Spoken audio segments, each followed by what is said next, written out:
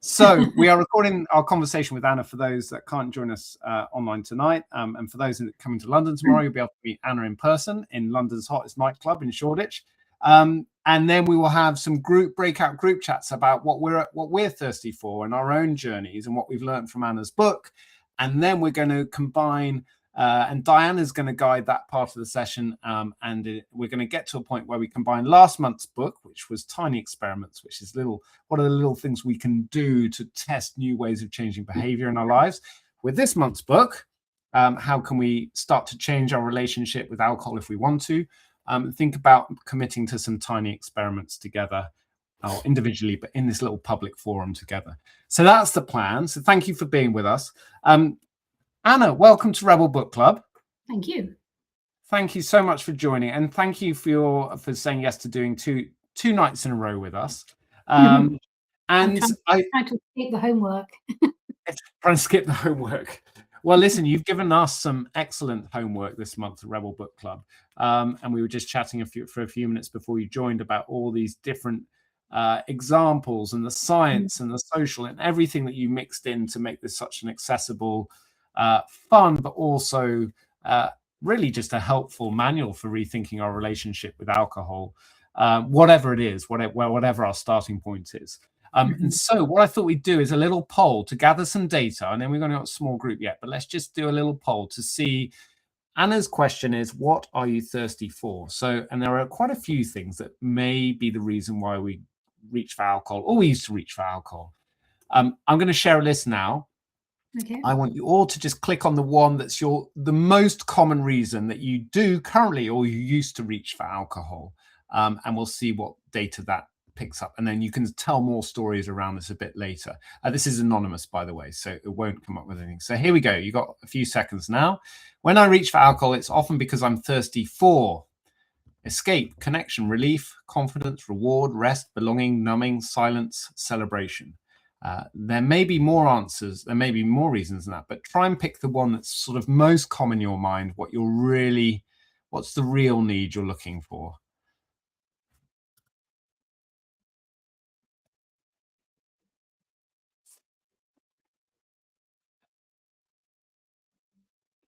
Okay, so the vast majority of you, it is about celebration. And then there's something there about belonging, reward, couple for connection, couple for escape.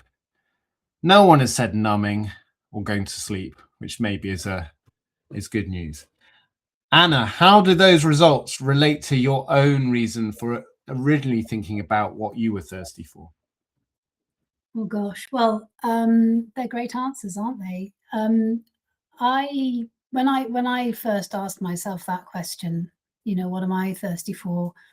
All of those came up, all of them, because I think they can all be relevant at different times of the day, or different stages of the week, or in different environments. So personally, I know it was anonymous, but I clicked escape. I think that was overarchingly what I was thirsty for when I was drinking.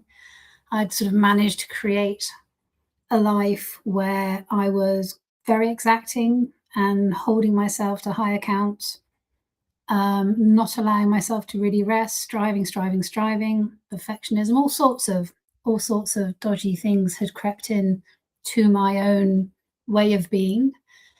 And come the evening, I just wanted to escape all of that and sort of seek some permission to just stop performing, zone out. But all of those things that have just come up in the poll are really, really common because our association with alcohol exists with all of them. But I wouldn't put the own reasons for my thirst down just to escape. I used to have such strong associations between alcohol and celebration. Culturally, we do. It's everywhere. So that's a very, very strong association. Relaxation comes up an awful lot. Social confidence comes up a lot as well. Just the sort of lowering of the inhibitions when it comes to socializing, which in a way is belonging. So yeah. I thought your the Swiss Army knife analogy of all the different reasons we're thirsty for alcohol was so good. It's like, actually, it's like got a lot of promise. Yeah, To do it does. everything. It's an awful lot, doesn't it? Yeah, but does it really deliver, apart from opening bottles, ironically, Yeah. which it does very well. It's an expensive bottle opener. So that was it. And when you were reflecting on that at the time, when you were going through that sort of very thirsty state, calling it our thirsty phase, actually maybe not the healthy. It sounds quite healthy, doesn't it? But we're talking about alcohol here. How aware? Well, obviously, you've seen what you've done since then, and made this a big part of your identity in terms of helping others and creating this conversation. But how aware were you then of what you were thirsty for, and like all those different challenges that you were going through? Completely unaware. Completely unaware. I don't dive too much in the book into my own, what my own drinking had come to look like. But I was drinking every evening, and I was drinking quite heavily. And when I was doing that in a weekday around, the work, which was in the advertising agency at the time, I just kind of thought I was doing what everybody else did. A few drinks after work, go home, crack open a bottle, probably see that off, go to bed sort of thing. I didn't really consider what I was thirsty for, what I was drinking for. I just thought I was doing what everybody else did. Yes, it would have been on the heavy side, but again, I'd had a tough day. I deserved a reward, or I'd worked really hard. I needed a treat. I had a lot going on. I had a lot of responsibility, so I wanted to relax for a while. I wasn't consciously thinking of those as jobs. I was thinking of them potentially as, reasons why I deserved a glass of wine or four.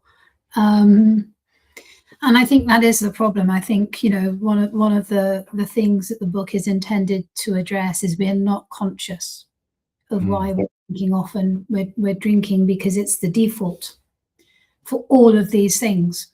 Yes. And because it's a default, the nature of a default is it just goes unquestioned. So really, the purpose of the book was very much before crisis, before harm, certainly before the point I got to. It's just a suggestion that it's not a bad idea to understand why, and to ask healthy questions of yourself so that you're drinking more from a place of consciousness. Because I really wasn't. I was a default drinker, and I was asking no questions, no deep searching questions of myself at all. And that's true for millions of us. And so I'm drawn to this. By the way, all the graphics and the little images and stuff in the book really, I don't know about everyone else, but I found them so helpful. So this one in particular, page 72. So you're talking about, or you're showing us how what happens after one drink in terms of the chemical reactions going on in our body, and two drinks and so on. And I know it's only a rough graph, but it makes so much. Essentially, you get this immediate high, this dopamine hit, and the chemical alcohol after drink one, and that's why we're all like, whoa, and that's why we drink. And that's why we drink, and off we go. And then immediately there's a drop. So then we go for two drinks. The high isn't quite as high. If we're in the pub, you're really good at darts and pool because you're not thinking about it, you're just playing. But then the lowest, and then you have another drink, and then you start to topple, right? And the low, and you by the third drink, you're only back to where you were at the start in terms of your mood. You're not high again. So I just thought that was really powerful. Why do you think that it takes people a long time, or discovering a book like this, or getting into an even worse state, to really build this awareness that actually, like our relationship with money or other things that are powerful in life, it takes quite a lot to step back and recognize that this is such an important thing to consider? No, it's a good question. I suppose my most immediate answer is we have to go looking. We have to go looking for the information, because it's not being presented to us. There's no, sadly, alas, there is no, huge educational campaign behind alcohol. The drinks industry clearly have no interest in pointing out, some of the darker aspects of it, like the short-term high, the long-time low, the links with depression, anxiety, etc., etc. They're clearly not going to go there. The government don't actually want to go there either, because of their relationship with the alcohol industry. That's a whole shooting match, which we probably haven't got time to go into, but they coexist in the same space. Alcohol industry profits from the sales of alcohol, and the Treasury profits from the sales and the duties on alcohol. So they're not actually going to present us with an awful lot of information if that information is likely to reduce our drinking. That's not a conspiracy. It's just the way things are, and have been for a long time. So we have to go looking for it. And it's almost like we don't know what we don't know. So why would we go looking if we're not in crisis? I mean, at the back of our minds, we do know that it's not healthy in excess. But I think what's less well known is the correlations with low mental health or poor mental health. Some of the emerging correlations between, drinking alcohol and the many forms of cancer. Certainly, between drinking alcohol and some of the longer term lifestyle implications. Those are just not so well known, but we have to go looking for them. And unless we're in crisis in this busy life of ours, we don't tend to go looking for information that isn't necessary and relevant to us right here and now. These things might happen down the road, but they're not right in front of us now. So I think it's, we're not presented with it, and we don't really have a sort of the kick up the bum to go and look for it, unless we find ourselves in a situation where we might be drawing links and thinking, I wonder, if I'm as anxious as I am because of drinking, or I've noticed after a month off that, my anxiety has gone down. Those little, those little connections can sometimes spurn a sort of a bit of an investigation. And that investigation does, as we know with behavior change, and I'm sure you can imagine in a community like this, we've read a decent amount on behavior change and habit change and so on. That does take a chunk of time. I mean, anything different, neuroscientists give you different explanations, but certainly 21 days at least to really start practicing something. So was James Clear, Atomic Habits, never miss twice, right? So the challenge, and there's even a phrase for it with alcoholism, isn't falling off the wagon, isn't there? So so you get that initial question and curiosity, and you think, I wonder if some of these things that aren't so good in my life is due to alcohol. What then have you learned is helpful, and what you talk about in the book, that link between the curiosity and the action? Where does that kick in? So I think the reason why I mention curiosity so often within the book is you ask questions and you go in search of the answers. You're becoming aware. If we're blissfully unaware of some of the challenges around drinking alcohol, or some of the negatives around drinking alcohol, if we start asking questions, is there a correlation between how I feel in my body and my energy and my mind and drinking alcohol, then we can put these little tests in place, and we can start to learn, can't we? We can start to form hypotheses. What you've just talked about then, Ben, in terms of like a month off, a dry January, I mean, a break from alcohol at any time is good. It's good for our body. It does good things because, it allows our bodies to kind of go, virtually every organ in our body will take a big sigh of relief. Yeah. And after a month, we will begin to feel better. There's no doubt about it. After a week, after 3 days, you can begin to feel better.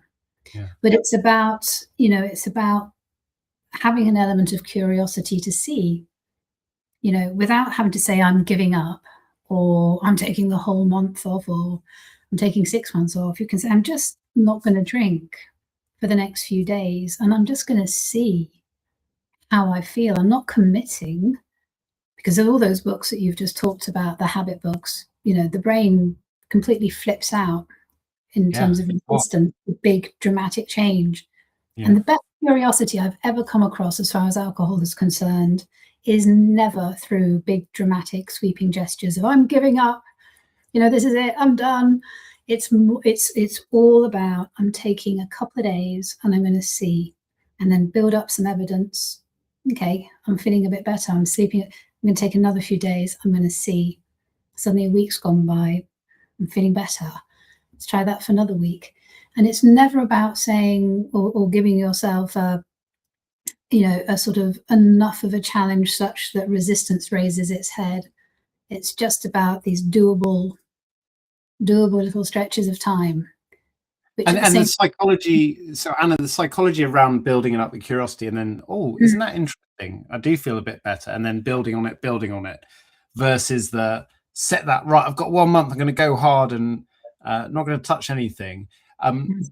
Your case and the evidence you've built up through this work is that there's more chance of success this way. Oh yes, well and James Clear and BJ Fogg and all the people that you've probably looked at and Tiny Habits and read about it in this great book club, it's that all of them will concur that sustainable change is done by degrees.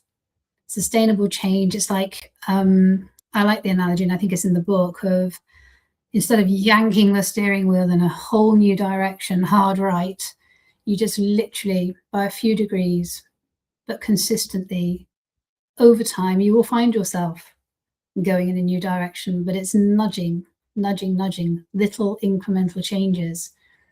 And, sometimes, because I coach people as well around alcohol, and sometimes I'll say, okay, tonight, have a pint of water before you have anything else to drink, and just see how that makes you feel. Yeah. Then perhaps open an alcohol-free beer before your normal bit. See how it makes you feel. Compare come 8 o'clock how you feel.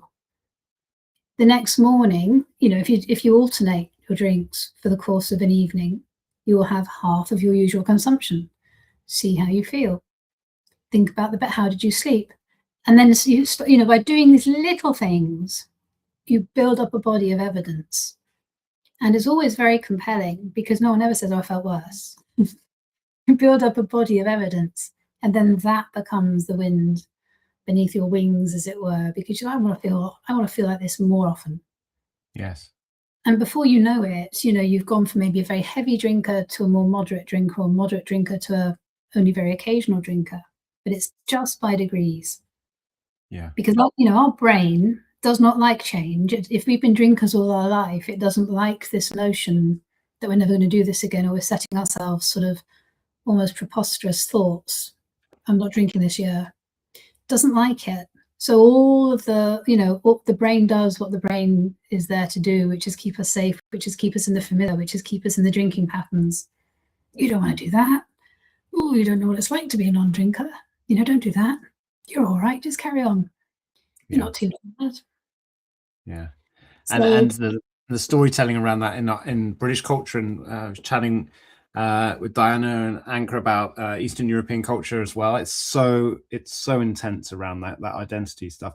Well, I've got 2 more questions, and I'd love to invite our members here to join the conversation with questions for you, Anna, while we've got you. So what on one side, I take in my own life, he was not alive anymore, but my 92-year-old grandfather, classic British war veteran, drunk every day, smoked cigarettes, died at 92, and I was like, and my initial reaction to his life was, oh my God, look, he was maximized his life. He enjoyed himself every day. He was healthy. He was managed to do this. So I'm like, I must be genetics. He just managed to he ate loads of puddings, and he's just like relieved that he survived the war and did it for the next 60 years. Right. Yeah. But then I was like, well, was it a suppression of his PTSD as that way of dealing with that? But, it went on and on. So there's, how do we respond to those examples in our lives, or that we're drawn to, where you're saying, well, they're okay, but maybe we don't know the whole story. And then on the flip side, what about this shift that we're seeing? So we had conversations 20 minutes ago with some of our members here who aren't drinking anymore, who haven't, and this shift that we see in my business partner, Rebel Book Club, who I started this with, who you'll meet tomorrow night. He and his partner Sophie haven't had a drink for 6 years, and they didn't come from an alcoholic background in terms of it was a problem. They just decided one day it'd be better not to, and here they are 6 years later. So those two sort of sides, we've got people who are really driving a shift, and then we've got sort of, well, they were okay and they drunk all their lives. So how do you respond to those two sort of examples in society? Yeah, well, your grandfather, that sounds like my grandfather, who drank heavily and smoked until his early 90s, and sort of popped his clogs, probably with a glass of red wine in his hand. It's interesting, isn't it? My sort of slightly glib answer is we'll all be able to find those examples, but scientifically, that the links between drinking and health problems are overwhelming. So there will always be exceptions to the rule, and as I say, my own granddad was one of them. There's also, I'm bound to say that, and I know this isn't what you were doing. You were simply pointing out that you had a 92-year-old grandfather who drank like a fish. If you were a really heavy drinker and you lived in that world, you would want to use him as an example, because that would be your confirmation bias. Yeah, justifies it. Yeah. That would be, what he did. That's, we'll look for those exceptions, or we'll look for those examples to again give ourselves permission to, drink the way we want to. So we will find those examples, but you're right. I mean, they do exist. Of course they do. Of course they do. But as I say, the risks are overwhelming in terms of, the ill health and the poor state of mind that alcohol can create. It's a bit like the climate change kind of deniers saying, "Oh, well, it's still warmer. It's pretty cold over here." It was like, well, yes, but the science shows us the world is warming. Yeah. I mean, exactly. We can make the arguments, we can find the arguments, we can point to the evidence, but it's the evidence we want to see, as opposed to the inconvenient truth, which is more overwhelming, really. But as far as your business partner is concerned, and his wife, and the many other people who are deciding to drink less or not at all, that is very definitely a thing. And it's it feels like that there are more people questioning their relationship with alcohol now for various reasons than there ever have been in the past, which is a wonderful, wonderful thing. Because if we all do that individually, then collectively as a society, the tide is not turned, but it is beginning to sort of turn. And obviously, I don't know statistically when it would happen, but there'll be a lovely point in time at some point when there are as many non-drinkers as there are drinkers. It's happening in different age groups, to be honest. So a lot has been said about a younger age group not drinking. My age group, early 50s, we are the hardcore. We're upholding the drinking statistics for the UK, women in particular, around my age. And we're the people who've probably grown up with now 3 or 4 decades of drinking behaviours behind us that need to be challenged if we were to give up or if we were to reduce. So the younger generation have never embraced alcohol in quite the same way. Interestingly, and this is one for another time, every generation has had its social drug. So if it's not alcohol, then other things are going on. But the fact that it's not alcohol, from my perspective, is it's a lovely shift to see. It's a really lovely shift to see, and it's becoming traditional as well. I think we're beginning to think, well, if 10 years ago, if I turned around and said I don't drink, someone would have just assumed that I'd have had a drinking problem at some stage. Whereas now there's more of a sort of a rationale for not drinking because you just don't like it, or it doesn't suit you, or you feel a bit rubbish, or you don't bounce back as much as you used to. Yeah, and the wellness economy, for all its faults, has played a positive part. Our friends at Dash Water, so I met these guys when they were just starting out, and they sold 100 million cans of this year. I think Rebel Book Club has drunk about 1 million of them. It's wonky fruit flavored sparkling water, and they did a big partnership with Pirello for Dry January, which was like mocktails. But I mean, huge, like the sort of ad campaigns that Guinness Zero sponsoring the Six Nations rugby, big men's rugby, Guinness Zero. So we're seeing that shift in the drinks industry from startups and big brands. So yeah, it does feel like an exciting shift. It is an exciting shift, and it's that there is more awareness now around the links with mental health. There's more awareness around as well mental health, anxiety, depression. There are more known links, I suppose, around links with other health issues, but at the same time, the world of not drinking is becoming more interesting. It genuinely is. If you sort of see that slow creep of the alcohol-free shelf down the supermarket aisle, or you go online and look at some of the fantastic drinks available, it's never been a more expansive time to be a non-drinker. Warm orange juice is not what you get offered at events anymore. No. I mean, Rebel Book Clubbers who come to our events will be quite rightly annoyed if they get served a lime and soda. So we won't do that tomorrow. Now, listen, we've got some wonderful people here. So let's just spend a few minutes before, if we can have you for a few more minutes, Anna, gathering some questions and thoughts. I'm just going to unpin you from the stage so everyone can jump in together. Who would like to ask Anna a question? This is your moment. See you all been listening along. Otherwise, I'll just invite you. Okay, Diana, go for it. Yes. Hi, Anna. Lovely to meet you, and thank you for joining us today. I'm very curious to get your opinion on the cultural capital that kids specifically acquire and how adults in the UK become this dependent on alcohol because we instill this idea that you need to drink for maybe like cultural capital from a young age. So even in my experience, when I first moved here, I'm initially from Lithuania, Eastern Europe, where we do have quite a big alcohol problem. But when I moved here, a big sentiment that I learned from my peers was, well, I grew up in the middle of nowhere. There were just fields, so all we would do was get drunk. There was nothing else to do. So I'm wondering, from your perspective, how would you see it best to influence the youngest generation to find new hobbies, or not place alcohol on such a pedestal as like the only fun thing that they can do? And is there a sort of conversation that maybe you're going to be having with your daughter, if you've not had it yet, when it comes to alcohol? Yeah, 100%. It's a really good question. I mean, goodness me. I mean, we live in cultures, you come from a culture as well, which is so alcohol soaked. It is the default. It's culturally sanctioned numbing, a rites of passage that, our children will drink. It's assumed.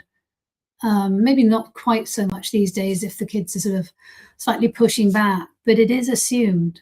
And it's incredibly hard because, I mean, the conversation I have and have had, I've got a 15-year-old and I've got an 18-year-old now. The 18-year-old clearly keeps telling me she's an adult now, so she can do what the hell she wants. But she's only just an adult. And I've been having these conversations with her for, a couple of years since she started first showing interest. I think they always will, because it's so around us in society that even if we're not drinking at home in front of them, it is clearly obvious that they're going to be out and about, or it's going to be at concerts and festivals and everywhere else. It's almost a given rites of passage. The conversations I have with mine are around awareness. And I would never tell my children not to drink, because I think that will be pushed back almost in a sort of a rebel way. But what I just constantly try and urge them to be aware of is the effect that it has on them and the dangers that come from drinking in certain situations. And what I mean by that is, if somebody's going out and they're having a drink socially or a couple of drinks socially once a week, a couple of times a month, that is almost a kind of a level of drinking where you can say, if it's helping them establish themselves in groups and it's performing a sort of a social function, you know, there's almost a case for saying it's not a problem. I think what we've got to be a lot better at is equipping our children and our younger generation with the mechanisms to deal with emotions. Because as soon as alcohol comes into play as being the coping mechanism for exams or for stress or, you know, friendship problems, boyfriend breaks up, all the things that come at us thick and fast in life, as soon as it becomes the thing for that, the state changer, you know, the negative emotion management tool, then they call off the search, because they found at a relatively young age the thing that can help them flick a switch. And that, I think, is where it becomes really problematic. And if there was one thing I could do, if I could wave a magic wand and change anything for that younger generation, it would be to have much greater awareness, almost education around resilience, emotional management, emotional literacy, and a better toolbox. You know, I would love to see in the school some of the more Eastern techniques taught to manage emotions and just manage life, actually. Because in the West, we just give them one, and it's like drugs or it's alcohol. And although we're not literally giving it to them, as I say, they are pretty much culturally sanctioned. I don't know if that's answered your question. Has it gone? No. Have I gone off piste? No, that's No. thanks, Anna. Thanks, Anna. It's such a great answer, and also it just makes this, which I know the book is about anyway. It starts with the hook of what are you thirsty for, but a much bigger framing on where we're at as you know, in our culture and societies, and where we might go, and why this is such an important part of it. So yeah, I think it makes. I'm so pleased we've got that question. I'm so passionate about it. You know, in my little way with this book, I tried to move upstream and say this is not for people who are in crisis. This is for people who are just drinking and have never really questioned it.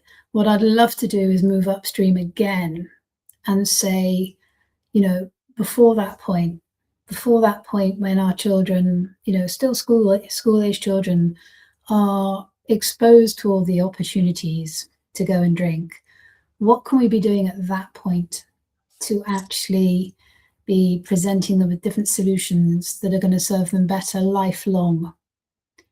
And one of the things which it is a different technique, it's not a tool to use, but the thing that I would love to help crack open is that we really encourage kids to ask what they're thirsty for at a young age, you know, so that gaps don't open up in life between who they wanted to be and who they are.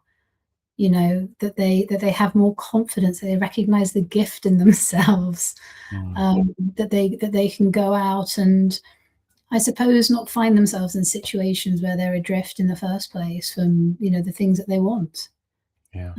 But that's a huge upstream conversation, really. What would be the title of that book? What do you? Yeah. Well, we live in an age of substitutes, and I think that's the thing. You know, alcohol is one form of false nourishment. You know, it's something that can come in, and we can use it when, you know, to substitute what we're really looking for. When I stopped drinking, I had been drinking for 20, 30 years, and I couldn't work out how adrift I had got from my early ambitions. You know, when I was 18, I wanted to do X, Y, and Z. And then there I was at 48, I'd just become, you know, adrift from the whole thing. And I just, how's that happened?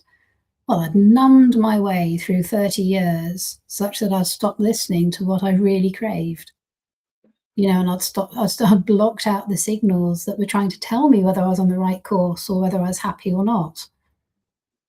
And I guess, there's a huge lesson that I would love to pass on to my kids, which is listen. Don't block your emotions. They're trying to tell you something.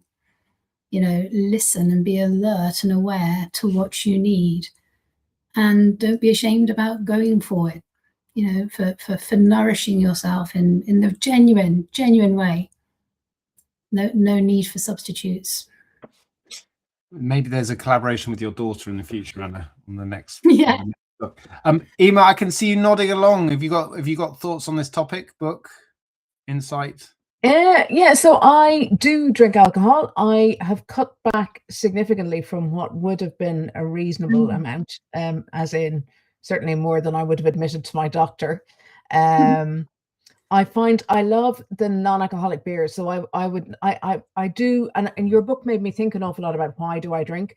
And I think I drink for, I like the flavor of some of the drinks, and I drink for, I don't drink for the effect. I might drink for the sociability, to have, I like a gin and tonic on a Saturday evening when I'm cooking the dinner with my husband, or a glass of wine, maybe if I'm out to dinner. But I will usually now, in the last couple of years, offer to drive and be the designated driver. And then that helps me decide I'm not drinking for an evening, and that's great. I love the non-alcoholic beers.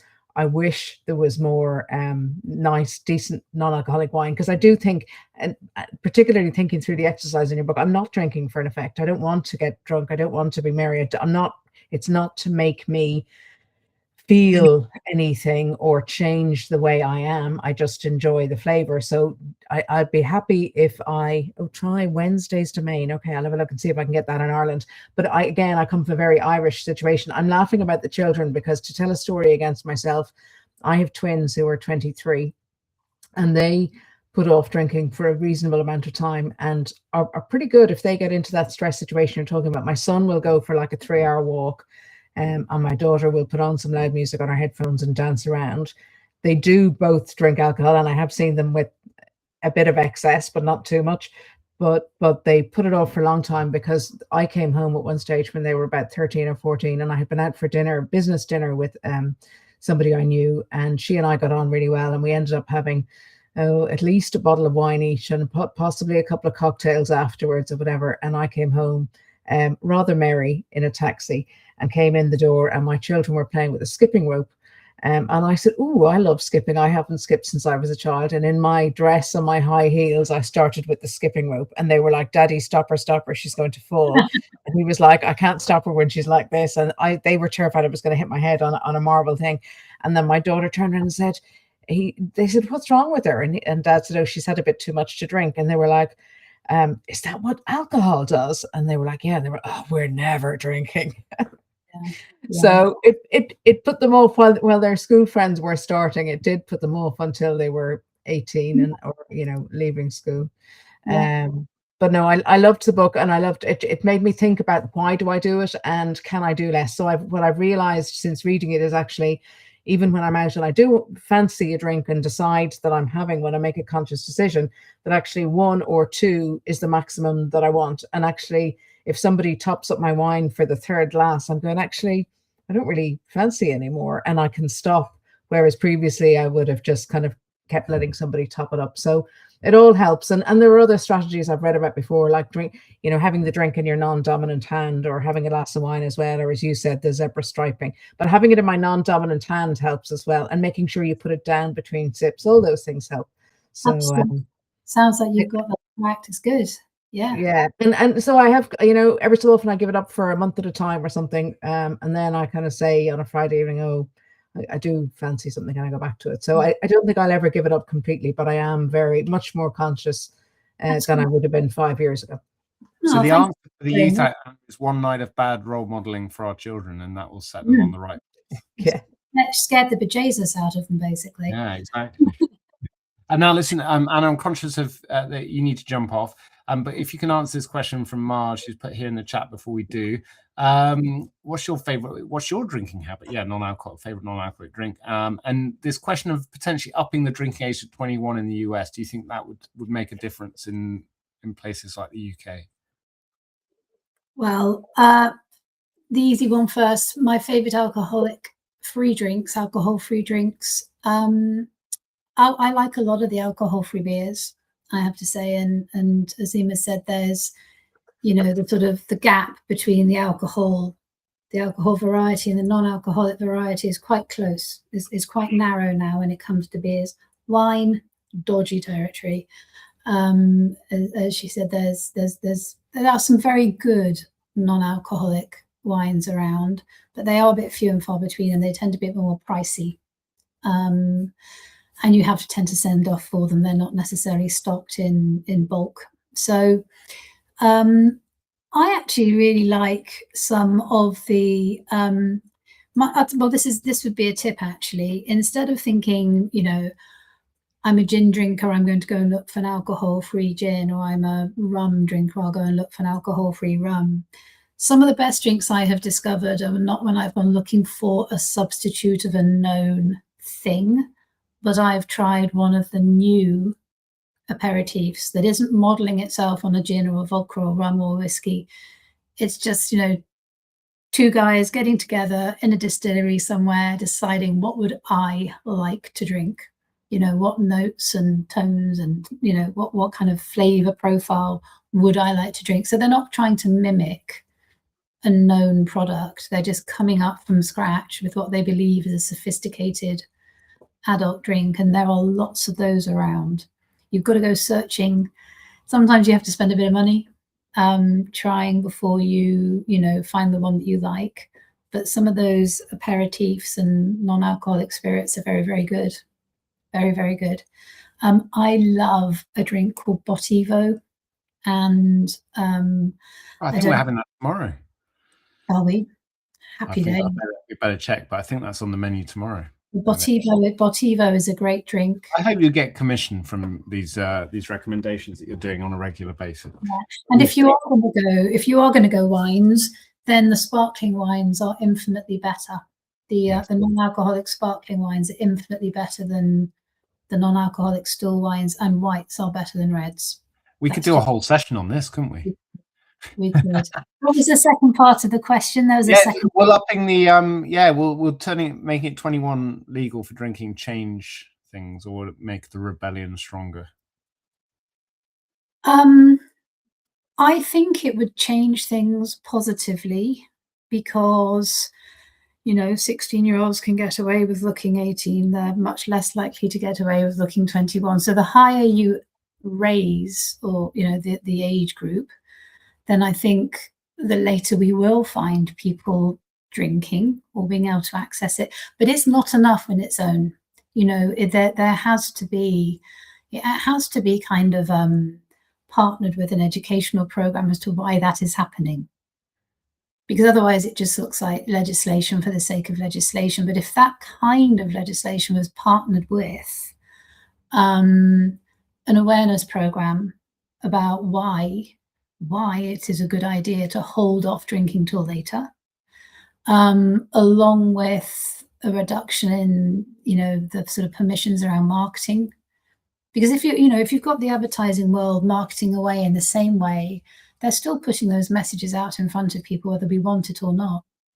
Yeah. When I used to work for an advertising agency, we knew very we were not allowed to communicate alcohol or advertise alcohol directly to people under the age of 18. You advertise the lifestyle, and that's absolutely, and that's aspirational to people at a very young age, and all over the music festivals, all around sport, all around everything. So it's not just the age difference that will make a difference. It's the full package, limiting the exposure around marketing, making it less of an aspirational lifestyle. And it's telling different stories, isn't it? Because so much of our identity and our humor is like wound up with it, which is a whole other thing. Anna, I know we're going to wrap up the chat with you now. We'll continue in London tomorrow. Thank you so much for your time tonight, for your time tomorrow, where we do have Botivo. So I'm glad you have your favorite drink. And we're going to leave these fine people to get into some more conversations about their own journeys and what they might do next, whether they drink more or less or differently. But thanks so much, Anna, and I'll see you tomorrow. Take care. Thanks everybody. Thanks for joining. Take care. Bye-bye. Bye. Okay, Diana, I'm going to pass the mic to you and enjoy the conversations from here. Thanks, Ben.